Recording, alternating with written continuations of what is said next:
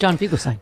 Glenn, if I could, I want to bring it back to Trump for just a moment. Every evening on SiriusXM Progress, I'm talking folks off ledges who are terrified that Donald Trump is never going to receive any kind of karmic comeuppance, any kind of justice. When we look at the civil cases against him, from E. Jean Carroll to Lieutenant Colonel Vindman to Summer Zervos, when we look at what's happening with the Georgia Attorney General, the New York State Attorney General, and the New York City DA, how much do we need to remind people that billable hours may be the worst thing in Donald Trump's life? I mean, when you think about the amount of money he'll be shoveling to defense attorneys for the rest of his life, is that, to your mind, some form of justice people can take solace in? It's just money. And I absolutely agree with you that Donald Trump probably already is sort of de facto bankrupt. Oh, yeah. And I also believe, based on all the developments in the New York civil cases, that the Trump organization is done. It's completely done. Yeah. I mean, his accounting firm walked away from 10 years of work they did for Trump because he had been feeding them garbage numbers. So maybe Trump is sitting in the reception room of an H&R Block trying to find somebody to do his taxes right now. But yes, he's done on the financial front, but it's only money. We need to see him in an orange jumpsuit because justice matters. Real quick, before you go, you tweeted only the weakest of weak men like Trump and Pompeo cozy up with and genuflect to a murderous dictator like Putin. In a very real sense, they're siding with America's enemies.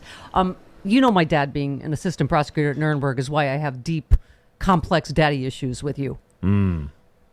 But my point is there, I mean, I know it's early and it's just happening now, but isn't Putin a war criminal? Is there a Hague in his future? I mean, isn't this the most clear case we've seen of good and evil? How can there not be a Hague in his future? I mean, this is a blatantly unlawful war of aggression to satisfy the ego of a murderous dictator, period. And listen, I was in the Army, active duty 6.5 years, and I will never cavalierly say we've got to send our men and women over there to fight on Ukrainian soil.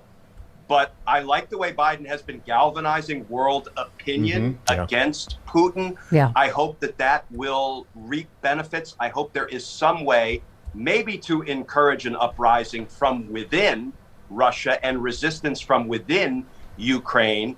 But something has to be done.